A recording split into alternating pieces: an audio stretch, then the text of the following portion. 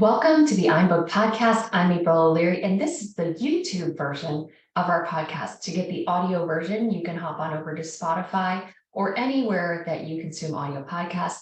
We are going to jump into some really cool content, so stay tuned for our next guest. We look forward to connecting with you, and be sure to subscribe.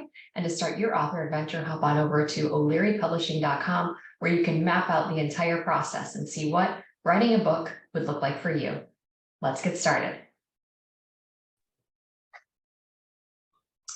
Welcome to the iBook podcast. I am really excited. I have Jori Hanna today here with me from Light Messages and Torchflame Books. She's the assistant editor and publicist, and we were just chatting right before I hit the record button about her specialty and what she's interested in, because publishing is such a huge endeavor for any publisher, any editor, any author, that we tend to specialize in some area. And so today we want to talk about author publicity and branding. So I'm glad you're here, Jori. Thank you for spending the time with us today.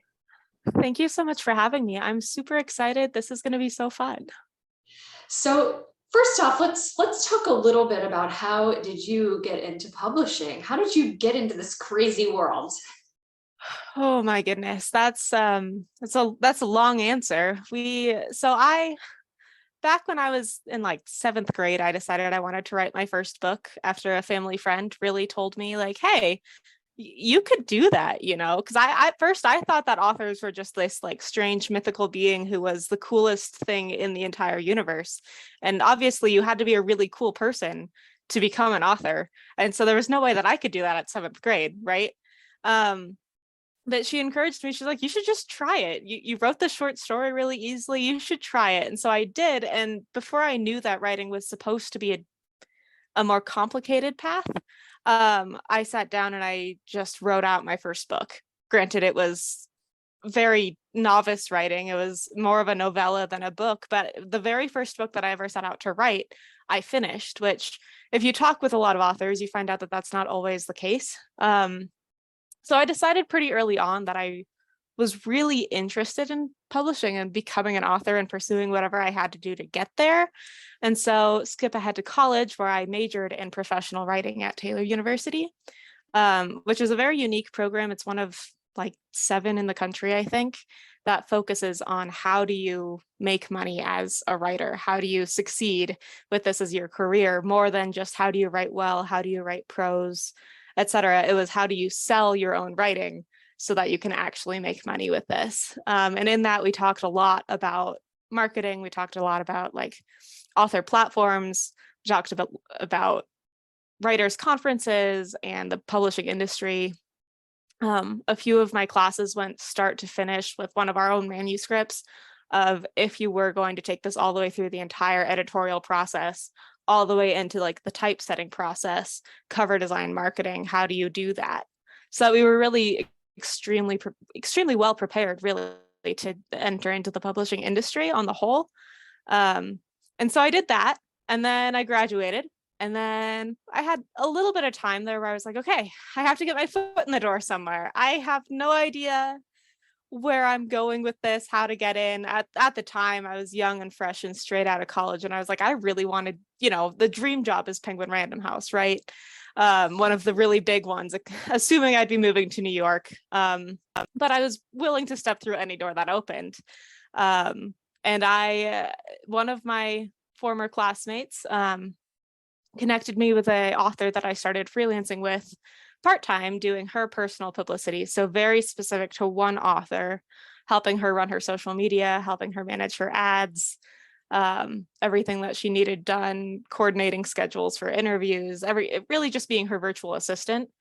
And then another of my alumni from the same program was working with Light Messages, and she had finished her master's degree and had a job opening at Baker Book House at Bethany House, I think. And she was like, hey, are you interested? Would you want to take this over for me? And I was like, absolutely, I would. So she connected me with Betty and Elizabeth and Wally, and we hit it off almost right away. And the rest is history. Now I'm here working with all of our authors all the time, for everything that they do, everything that we're doing, and also the fun job of, being able to come and speak on behalf of the publishing house. So it's been a really fun journey, very roundabout, Yeah.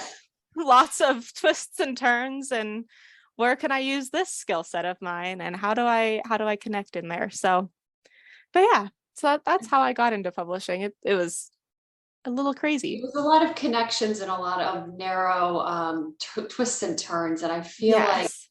for a lot of authors, that's sort of the path that you have to get comfortable with, is there is no direct path. I just read James Patterson's book that he wrote called James Patterson. And it was basically, he is the world's best-selling author. And he has had amazing success. And now he's co-partnering with other authors like Bill Clinton and Dolly Parton. And he talked about, for decades, he worked in advertising. He was writing on the side. It wasn't even part of his career, but he wanted it to be.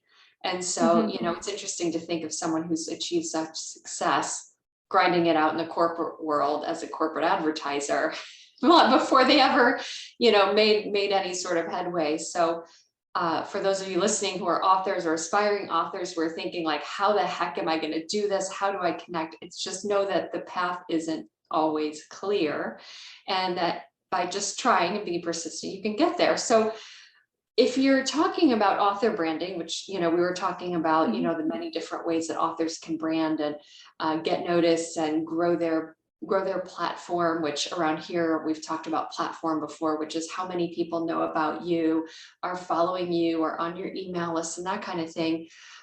Let's talk a little bit about author publicity. It's something that's different for every author, I assume. So how do you go about approaching an author with their specific guide to marketing their book? Absolutely. It varies so much from author to author, especially because you'll have some authors who they want to write one book and that's it. They just want to have their one book, get it published. That's enough for them. And then you have the other authors who are like, I want to write this book, and then I want to write this book, and then I want to write this book, and I want to make this my whole career. I want to replace my 9-to-5 with this. How do I do that? And finding that ability for everybody to do what they're doing and what they need to accomplish with that, and how you go about that, it varies so dramatically. So the first step for me is always just asking them where they're comfortable. Do they like writing? Obviously, I assume they like writing because they wrote a book, but is that where they're most comfortable? Do they want to present themselves online with words on a screen? Do they like taking pretty pictures? Do they want to share their thoughts on life and everything in between? Do they want to share their face? Are they comfortable with that? A lot of authors are so afraid to jump onto social media because they want to keep their privacy. One of the benefits of being an author is sort of that anonymous fame, where you can kind of hide behind your name, but people don't have to know you. And that's what draws a lot of people in. But how do you stay as an author in that is how you create that platform. And you still can create a platform while maintaining that anonymity. To an extent, obviously, you have to be engaging with people and sharing your personality and who you are, but you don't have to do that in a way that puts you at all at risk. And so I ask them where they're comfortable. If they like speaking, if they like taking pictures, if they prefer writing, if they would rather sit down for 3 minutes and record themselves just rambling about something, and that's where they're most comfortable because they're like, oh, I can do that. That sounds easy and fun to me. That's where we're in our sweet spot. So whatever their comfort level is, that's where we start. And then we start looking at the social media that would meet that comfort level. So if they prefer text-based mediums, Twitter is way better. Facebook is a good one. I would recommend that they start a blog, right? If they prefer photos and videos, I would recommend Facebook again, because Facebook really is a very good place to test out things because it has so much functionality. And then Instagram And eventually too, if they're enjoying videos and they're enjoying short form videos, they want to do more like that, I'll start funneling them into YouTube. Because that's a great place for them to really grow into themselves and just explore and have fun and build a following that's going to be dependable. With the benefit that YouTube is one of the few social media that will actually push your content, even if you don't have a following. They will recommend your content on the side without anybody knowing who you are. And so you can reach your audience way easier than otherwise expected. That's a good point. And I didn't actually know that. So that's a really good, TikTok is also that way, where TikTok is filtering just all kinds of random stuff. And it's not based on who you follow or who follows you. It's sort of on, your For You page becomes customized based on what you've watched. So my daughters have explained this to me, that each of their For You pages looks different because they each like to watch different kinds of things.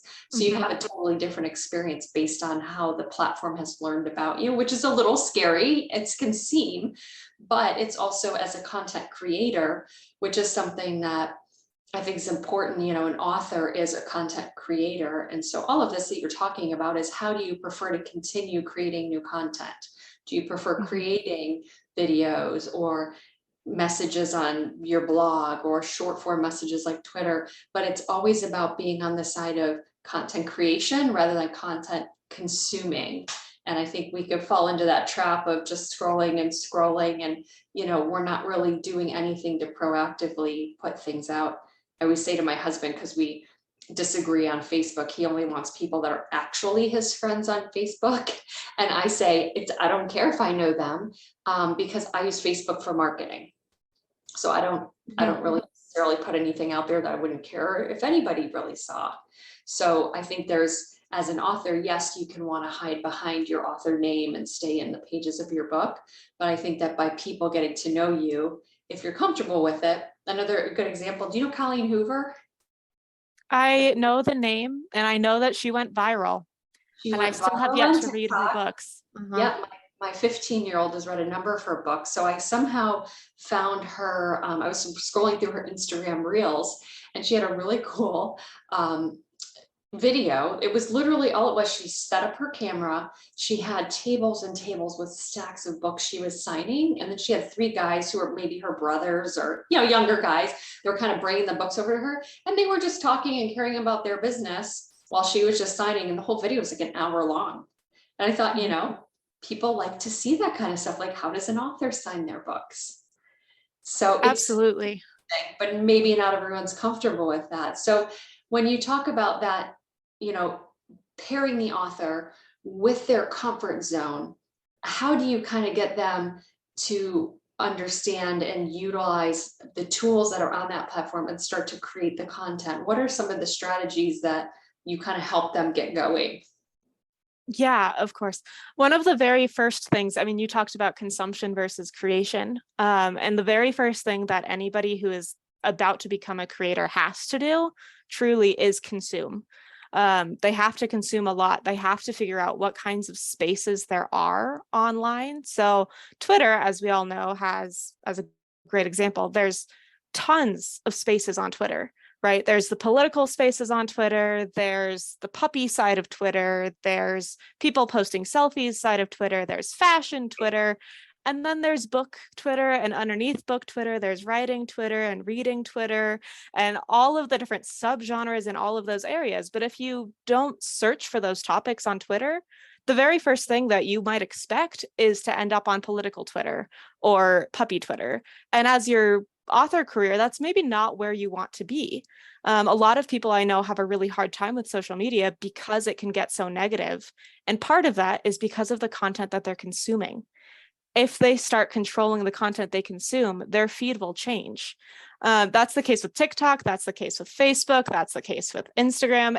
These social media algorithms are created to show you what you want, to keep you on the app. And so if you start recording, interacting with, creating content that you would want to be interacting with, it will start funneling you into these little subsets. And then you'll really enjoy your time on social media. One of my authors, Christopher Flory, did a fantastic job with this. He was really nervous to get on social media in the first place, but he dove in after I was like, okay, you can't do a lot of this. Great. Here are the ones that you can do. Here are the ones that you said you're comfortable with. And here are the ones that you said are fun and easy for you. Fantastic. Here's how you keep doing those ones. And as he started having more and more fun, he started branching out. So he started with Twitter and Facebook and Instagram. And then he expanded out to TikTok, which really took me by surprise. I thought maybe he would eventually, but the fact that he took it and ran with it, I was doing a little publicist celebration in my office, right? A little self fist pump because he took the chance and he's loving it. And he's doing so well. I love his content. But part of that too is because he took the chance to engage with the new medium. And now he's starting to figure out, okay, here's what I can do. Like on the days that I don't want to film a whole original video, how do I use the sounds that are trending? How do I connect that trending sound or even that like video trend to my books that I can use that for marketing? How do I take my friends who are on Twitter and share my TikTok videos with them so that they might come join me on TikTok as well?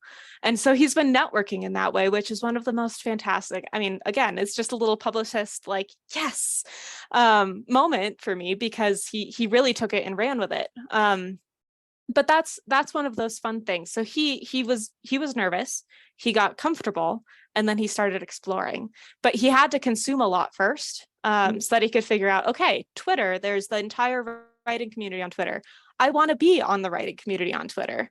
I can engage with that. I can share about people's books. I can do book reviews. I'm comfortable in that space. And so once he found that, he could keep going.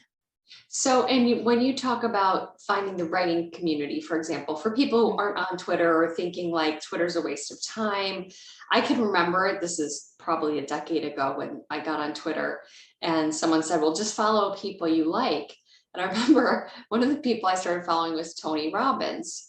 And I was only following a handful of people. So, if you're following thousands of people, you're not going to see, it's going to be a smattering of stuff, right?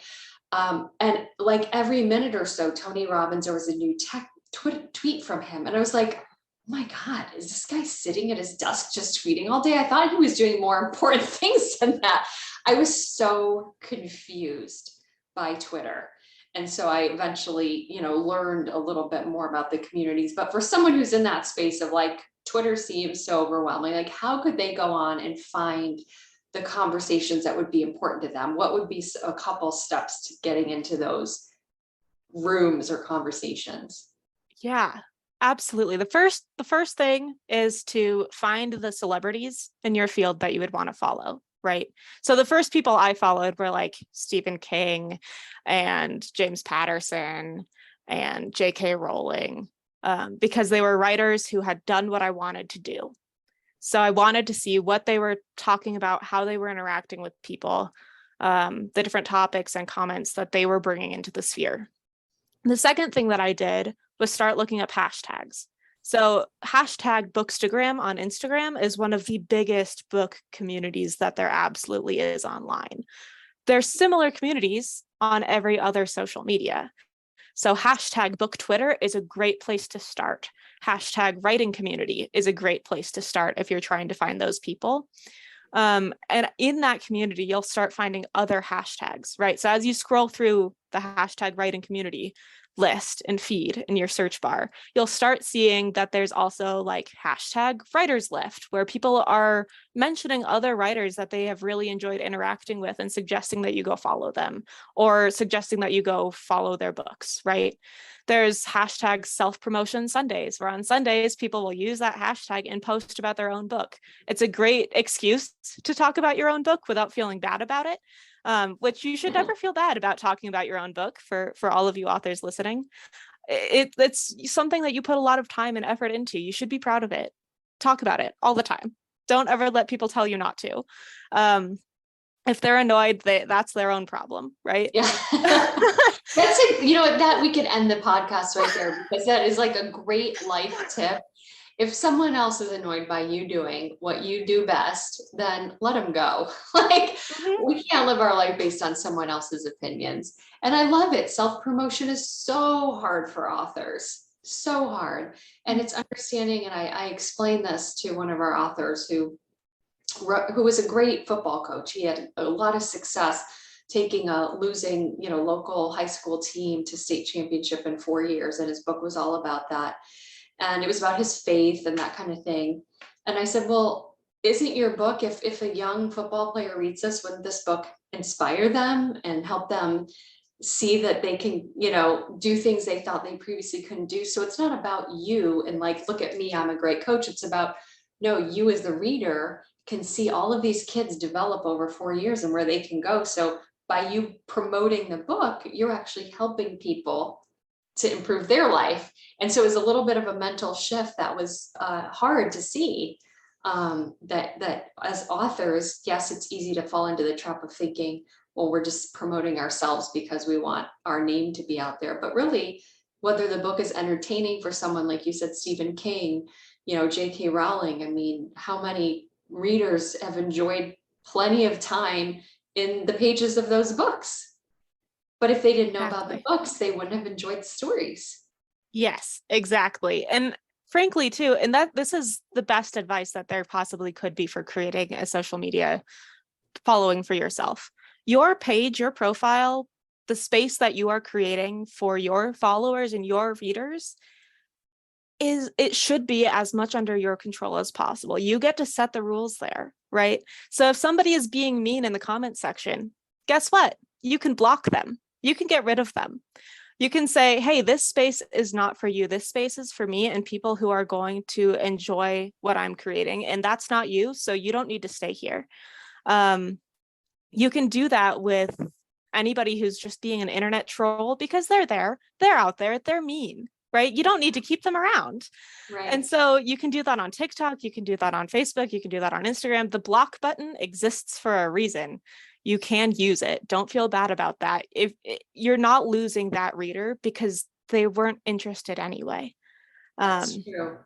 So let's talk a little bit, as a publishing house, you work in the publishing world under a publishing house with authors, and you publish both fiction and nonfiction authors. Currently, we just publish nonfiction. Maybe we'll branch out at some point. We do a little bit of fiction, but not much.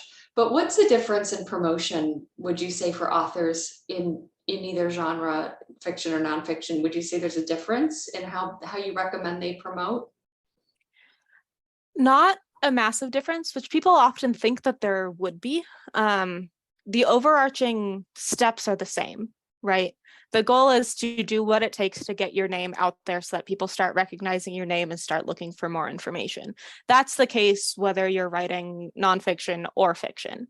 With nonfiction, it might be a little bit more straightforward because there's likely other magazines or newspapers or communities that are focused on the same topic of whatever you wrote. So one of our nonfiction authors, Dave Iverson, he wrote Winter Stars, which is a memoir on caregiving when he moved in to care for his 98-year-old mom. At the time, he had just been diagnosed with Parkinson's disease at I want to say 76. I might be wrong on that one. But he had just moved in to care for his mom, and he had Parkinson's, she had dementia. It was all very complicated in all of the ways. And so when he was promoting his book, he had a background with NPR as a radio broadcaster. So for him, we did a lot of verbal interviews, online interviews.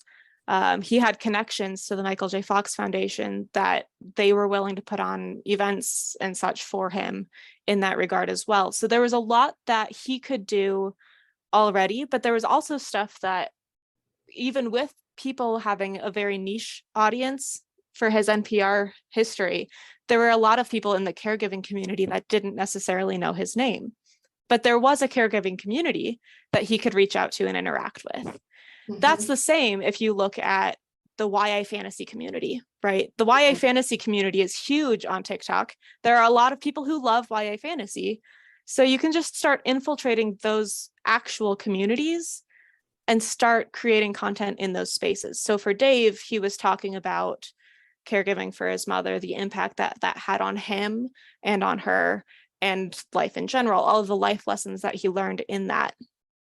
For one of my other authors, DS Churchill, she got to look into how do I make book talk videos? How do I talk about world building? How do I talk about villains and magic systems? And how do I draw those people to me? And then how do I create a community around this book and give back to the community that already exists with this book? So the concept is the same. You're still finding that community and going into it and offering what you have, what you bring to the table, and then responding and interacting with other people who are already there.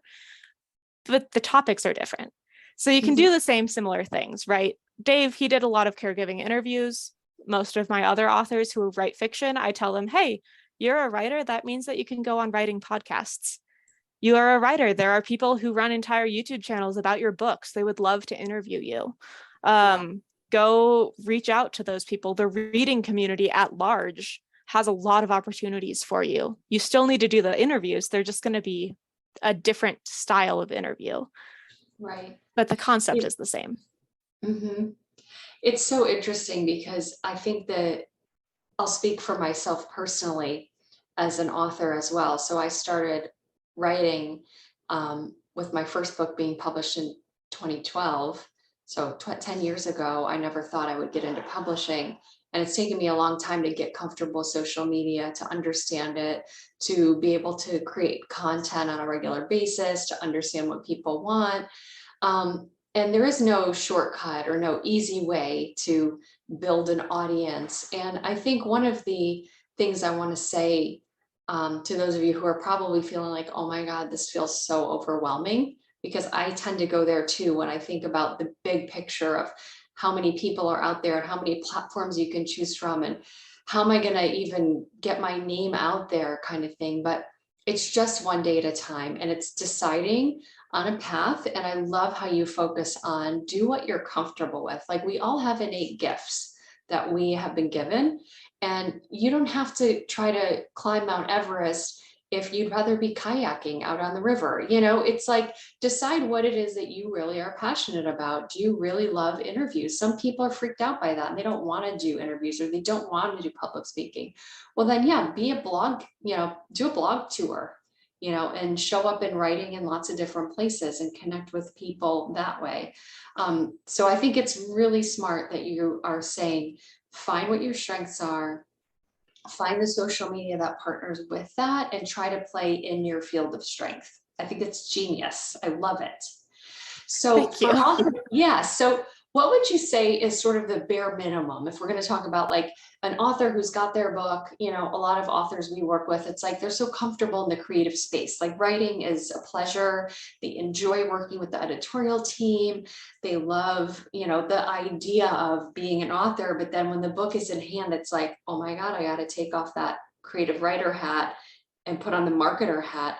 What's kind of the bare minimum, like getting to first base, that you would recommend? Very, very, very basic, you know, hitting the ball with the bat. Have a website, a personal website that you totally control. You have all of the ability to maintain and change and update the information as you need it, right? So you'll have pages for your book, you'll have a page about you, and you'll have a page so that readers can contact you. At the very, very least amount of effort, that's all you have to do, right? And you can do that really easily now with WordPress or Wix or Weebly or Squarespace.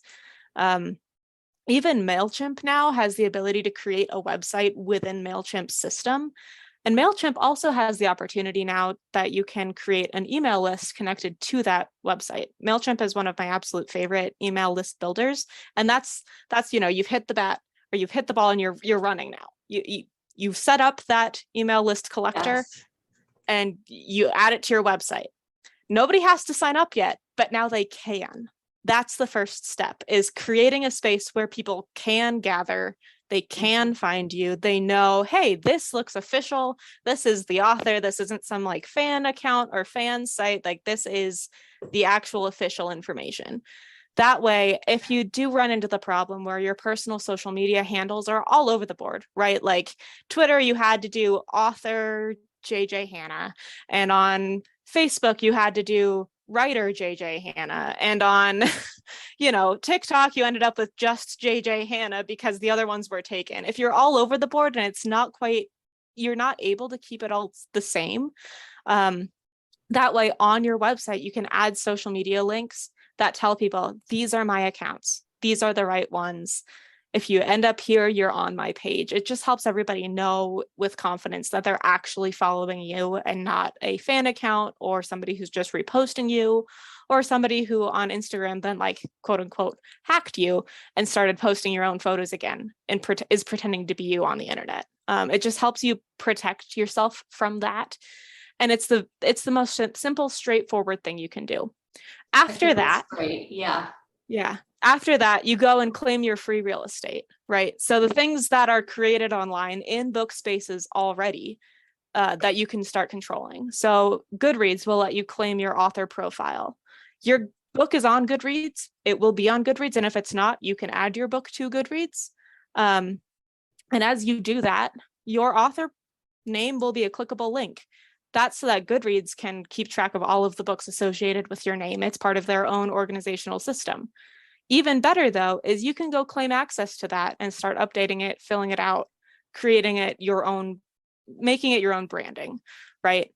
So Goodreads will let you do that. BookBub will let you do that. Amazon will let you do that. All of those spaces is free real estate, essentially, where you can then connect with your readers. It doesn't take a whole lot to maintain once you set it up, but it's totally free for you to use. And then once you go from there, start exploring with social media. Start with one that you love, that you're ready to dedicate yourself to. Start posting once a week, then up it to 3 times a week. And then when you're ready to grow, up it to 1 time every single day. That's how you're really going to see growth in your social media. I always recommend starting with Facebook because you can create your personal account and then you can create a page that separates it for yourself so that your best friends from like your elementary school don't have to follow all of your book updates if they don't want to, but the space is now available for them to. That way, you know for a fact, if they're following you, they want those updates and it lets you self-promote with a little bit more confidence. Anybody following that page wants to hear. And one of the things that I wonder, and maybe you have an answer for, but on Facebook pages, I find them a little difficult because they don't show them so much on when someone's on their personal profile. And so when someone like I've followed a lot of pages, I don't necessarily see their thing, but I would say some of the value in having the page is if you do decide to run ads, you can do that. And you can't run ads from a personal profile. So if you're kind of thinking like, well, I don't know if it's worth it to have a page because, I don't get that much interaction on it or nobody sees it. There is a value to having a page. And there is. You can connect Instagram and your Facebook page so that one will automatically post to the other. And you can use that free online scheduler through Meta, Facebook Meta now. Where you could create your posts for the week and schedule them all, and then they'll post and you don't have to think too much about it. So there are tools to kind of help ease the pain of how much time is this going to take me and is it really worth it and all of those kinds of things. Let's talk just for a couple minutes before we end here about things that you can do that are outside of social media. So what are some of the best websites that you know of or book promotion tools or ways that authors can market that aren't connected with social media at all? Yeah, so BookBub is one of the best ones for this. After you claim your author profile, you can go through and you can start running ads on the BookBub platform. And the benefit of the BookBub platform is that you can run ads for any of the books that you've written. So if you have a mixed author career, right, where you've self-published some books, you've hybrid published some other books, and then you have some books with a traditional publisher, right? Where you've hopped around and you're not quite sure which path you really want to stick with, but right now you're living the best of all worlds. Yeah. You can claim all of those books and run ads for every single one of them on BookBub, because your account is linked to your books and not just through like Amazon. You have to have access to your specific books, and it's going to look different if you're traditionally published versus if you're an author publisher, right?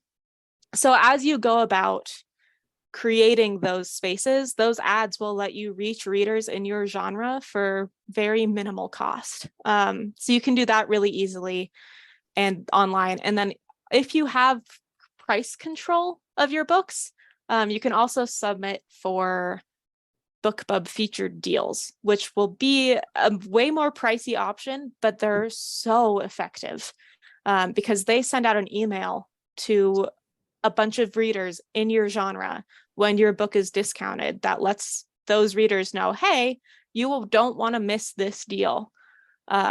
This book is on sale for 99 cents. You got to go get it right now. And you will almost always, 100% of the time, make back what you put in, but you have to have price control of your books in order for that to work. So if you're traditionally published, talk with your publisher to figure that out and set up that timing, because they'll have to adjust that for you. But if you're an author publisher through Kindle Direct, or if you're working with a smaller press, or even if you're hybrid published, there might be a way that you guys can coordinate or that you can control that yourself. So that's one of the best ways, still online, but not necessarily through social media. The other thing that I really recommend is figuring out where you're comfortable writing guest blog posts, and where you can get speaking events. Reach out to libraries, reach out to bookstores, ask if you can do an author reading and signing, ask if you can come in to sign the copies of the books in that particular bookstore. You can do this with your small independent bookstores. You can do this with Barnes and Noble.